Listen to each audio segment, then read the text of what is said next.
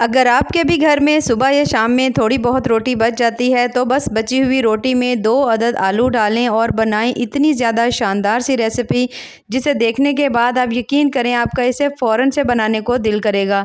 बहुत ज़्यादा लजीज, बहुत ज़्यादा मज़ेदार, ज़बरदस्त से ये जो पैनकेक पराठास हैं ये बनते हैं और इन्हें बनाने का तरीका इतना आसान है, इतना सिंपल है कि सभी चीज़ें आपको आपके किचन से ही मिल जाएंगी और इंतहाई लाजवाब से आपकी रेसिपी बन जाएगी। तो चलिए जी अपनी ज़बरदस्त इस रेसिपी को बनाना शुरू करते हैं। बिस्मिल्लाहिर्रहमानिर्रहीम। अस्सलाम वालेकुम। उम्मीद है आप सब ठीक होंगे। तो यहाँ पर सबसे पहले तो हमने ले ली है रात की बची हुई रोटी और ये जो रोटी है ये हमने तंदूर से लगवाई थी। आप सिंपल घर में जो हम रोटी बनाते हैं तवे वाली, आप वो भी ले सकते हैं। तो रोटी मैंने यहाँ पर 1 अदद ली है। अब लेने के बाद आपने इसको इस तरह से करके छोटे छोटे से पीसेस में कट कर लेना है। तो जब आप तमाम रोटी को इस तरह से करके छोटे से पीसेस में कट कर लेंगे तो अब हमने रोटी का चूरा बनाना है, यानी हमने इसको और ज़्यादा बारीक करना है। उसके लिए अगर तो आपके पास चॉपर हो तो आप इसे चॉपर में डालकर अच्छी तरह से चॉप कर लीजिए, नहीं तो जो जग होता है जूसर वाला जिसमें आप आमतौर पर जूस बनाते हैं, आप उसमें भी डालकर इसे बना सकते हैं। अब यहाँ पर जो तमाम रोटी थी आप देख सकते हो मैंने अच्छी तरह से उसे बिल्कुल बारीक सा कर लिया, थोड़ी सी दरदरी है, नज़र भी आ रही है। अब यहाँ पर आप 1 रोटी की जगह ज़्यादा रोटियाँ भी ले सकते हो जैसे आपका दिल करे। अब रोटी लेने के बाद हमने यहाँ पर लेने हैं आलू। आलू मैंने यहाँ पर लिए थे 2 अदद मीडियम साइज़ के थे, तो उनको मैंने अच्छी तरह से छील करके इस तरह से हमने उसे कश कर लिया है। यहाँ पर कश करने के बाद आपने आलू को 2 से 3 दफ़ा पानी अच्छी तरह से धो लेना है ताकि जो कोई भी इसके अंदर जो वाइट स्टार्च वगैरह है वो अच्छी तरह से इसके अंदर से निकल जाए और आलू बिल्कुल क्लीन हो जाएँ। अब यहाँ पर हमने आलू भी 2 अदद लिए हैं। अब हम इसे बनाना स्टार्ट करते हैं। तो बनाने के लिए यहाँ पर सबसे पहले तो हम ले लेंगे 1 अदद बोल और बोल के अंदर शामिल कर रही हूँ यहाँ पर मैं 1 अदद अंडा। अंडा शामिल करने के बाद बिल्कुल थोड़ा सा नमक डालेंगे, क्योंकि रोटी के अंदर अगर नमक है तो नमक की मिकदार आप थोड़ी कम ही रखिएगा। उसके साथ ही हम इसके अंदर शामिल कर लेंगे बिल्कुल थोड़ी सी हल्दी और इसके साथ ही मैं इसके अंदर ऐड करने लगी हूँ यहाँ पर काली मिर्च। लाल मिर्च का हम यहाँ पर यूज़ नहीं कर रहे हैं। अगर आपको पसंद हो तो आप इसके अंदर लाल मिर्च भी ऐड कर सकते हैं। थोड़ा सा हमने इसमें डाल दिया है धनिया पाउडर, थोड़ा सा इसके अंदर हम शामिल कर देंगे गरम मसाला, बिल्कुल थोड़ा थोड़ा सा डालेंगे। उसके साथ ही बिल्कुल थोड़ा सा मैं इसके अंदर डाल रही हूँ चिकन पाउडर। इन सभी चीज़ों को शामिल करने के बाद अब हमने इसमें शामिल करनी है रोटी, जिसे हमने अच्छी तरह से बिल्कुल बारीक सा बना करके रखा हुआ था। तो तमाम रोटी हमने इसके अंदर डाल देनी है। अब रोटी शामिल करने के बाद जो हमने आलू अच्छी तरह से धो करके कश करके रखे हुए थे, वो दोनों जो आलू थे उनको आपने इसके अंदर डाल देना है। तो तमाम आलू जो हैं इसके अंदर आपने इस तरह से करके शामिल कर देने हैं। आलू शामिल करने के बाद अब आपने पहले तो इन सभी चीज़ों को अच्छी तरह से मिक्स कर लेना है। अब यहाँ पर जो रोटी है, आलू है, जब जैसे ही आलू थोड़ा सा पानी छोड़ेंगे तो थोड़ी सी रोटी जो है उसमें नमी आएगी, लेकिन बहुत ज़्यादा नमी नहीं आएगी। तो इसके लिए हमने इसके अंदर डालनी है थोड़ी सी सब्जियाँ, जिससे ये थोड़ा और हेल्दी बने। तो सबसे पहले हमने यहाँ पर डाल दिया है 1 अदद टमाटर, बिल्कुल बारीक सा काट के मैंने डाल दिया है। 1 अदद मैं इसके अंदर डाल रही हूँ शिमला मिर्च। शिमला मिर्च शामिल करने के बाद अब 1 अदद ही बिल्कुल बारीक कटा हुआ हमने इसके अंदर प्याज डाल देना है।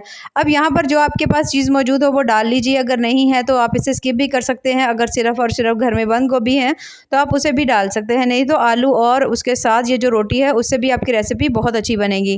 थोड़ा सा मैंने इसके अंदर डाल दिया है सब्ज़ धनिया। सब्ज़ धनिया शामिल करने के बाद अब हमने इसमें डालना है आधा कप पानी, क्योंकि बहुत ज़्यादा ड्राई सी रोटी थी तो हमने इसकी आगे चल के ज़बरदस्त से पैनकेक पराठस बनाने हैं, तो उसके लिए थोड़ी सी इसके अंदर नमी होना बेहद ज़रूरी है। अब हमने इन सभी चीज़ों को अच्छी तरह से मिक्स कर लेना है। अब यहाँ पर अगर आप इसे थोड़ा और हेल्दी वे में बनाना चाहते हैं तो यहाँ पर आप पानी की जगह दूध भी इसके अंदर शामिल कर सकते हैं। इन सभी चीज़ों को डाल करके हमने अच्छी तरह से मिक्स करना है। जब आप देखो कि आपने तमाम चीज़ों को अच्छी तरह से मिक्स कर लिया है तो अब हमने इसकी बाइंडिंग करनी है, क्योंकि ये इस तरह से अगर आप कोई भी इसकी शेप बनाएंगे तो ईजिली इसकी शेप जो है ना वो नहीं बनेगी।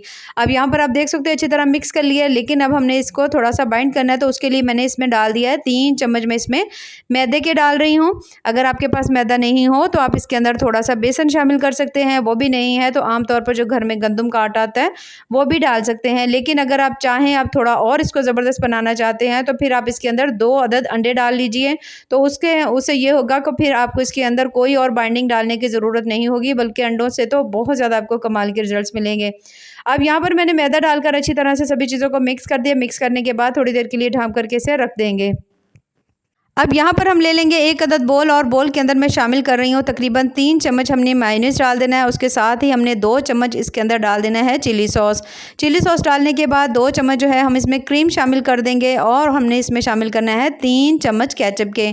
इन सभी चीज़ों को डालने के बाद बिल्कुल हल्का सा नमक डालेंगे और उसके साथ इसमें हम शामिल कर देंगे बिल्कुल थोड़ी सी काली मिर्च। अब हमने इसको इन तमाम चीज़ों को आपने अच्छी तरह से मिक्स कर लेना है और एक ज़बरदस्ती आपने इसकी जो है ना सॉस जो है वो तैयार कर लेनी है। ये सॉस इंतहाई लजीज बनेगी, बहुत ज़्यादा आपको इस रेसिपी का मज़ा आएगा अगर आप इसे बनाते हैं। लेकिन अगर आप चाहोगे आपने नहीं सॉस बनानी तो आप इसे स्किप भी कर सकते हैं। तो यहाँ पर सॉस जो है हमारी ज़बरदस्ती रेडी हो चुकी है, तो बस इसे हम रखते हैं साइड पर और अब हम अपनी रेसिपी को बनाना आगे स्टार्ट करते हैं। यहाँ पर आप देख सकते हो माशाल्लाह कितनी ही कमाल की बनी है।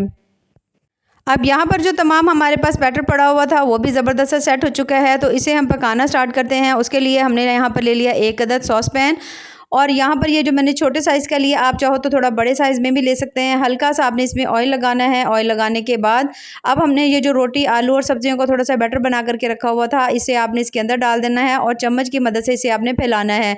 यहाँ पर मैं थोड़े से पैनकेक पराठा से थोड़ा सा इसको मैं मोटा बना रही हूँ। आप चाहो तो इसे बिल्कुल बारीक भी बना सकते हैं, थोड़ा ज़्यादा मोटा भी बना सकते हैं। अब चम्मच की मदद से आपने इसे अच्छी तरह से सेट कर लेना है। बिल्कुल ये गोल रोटी की शेप में ये बन जाएगा इस तरह से।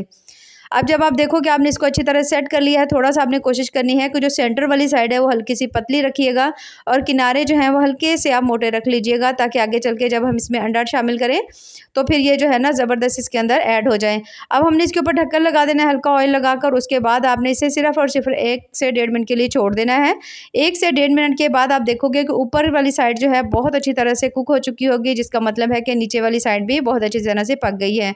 ऊपर एक प्लेट रखेंगे, उसे उल्टा करेंगे और दोबारा से रोटी जो है इसे हम ऐड कर देंगे पैन में। हल्का सा फिर से हमने ऑयल लगाना है और उसके बाद मैं इसके ऊपर शामिल करने लगी हूँ 1 अदद अंडा। अगर आप सुबह नाश्ते में बना रहे हैं तो आप अंडा शामिल कर सकते हैं, नहीं तो आप इसे ऐसे भी बना सकते हैं। मैं दोनों तरह से आपको इसको बनाने का तरीका बताऊँगी।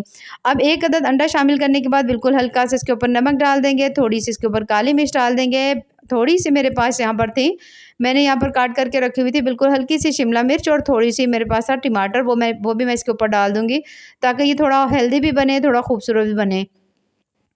अब इन सभी आम सी चीज़ों को डालने के बाद अब आपने इसके ऊपर लगा देना है जनाब ढक्कन लगा करके आपने इसे छोड़ देना है। कम से कम भी आपने इसे 2 से 3 मिनट के लिए बिल्कुल हल्की फ्लेम के ऊपर छोड़ देना है। और तकरीबन मैंने यहाँ पर इसे छोड़ा है हल्की फ्लेम के ऊपर 2 मिनट और बहुत ज़्यादा माशाल्लाह टेस्टी मज़ेदार सी हमारी जो रेसिपी है वो कंप्लीट हो चुकी है। तो इसे हम निकाल लेते हैं किसी भी प्लेट में। पहले हमने इसकी इस तरह से करके आपने इसकी साइड्स को अलग कर लेना है। सेम इसी मेथड को फॉलो करते हुए हमने अभी बाकी जो तमाम पैनकेक पराठा है उन्हें भी ऐसे ही बना लेना है। और यहाँ पर एक मैंने अंडे के बगैर बनाया है, आप इसे ऐसे भी बना सकते हैं। और यहाँ पर माशाल्लाह सभी जो हैं तैयार हो गए हैं। तो अगर आपको मेरी आज की रेसिपी पसंद आए तो चैनल को ज़रूर लाइक करें, सब्सक्राइब करें। बेहद टेस्टी, बहुत ज़्यादा ये रेसिपी जो है मज़े की बनती है, तो ज़रूर ट्राई करिएगा और हमें कमेंट्स में ज़रूर बताइएगा कि आपको हमारी आज की रेसिपी कैसी लगी। दुआ में याद रखिए। अल्लाह हाफ़िज़।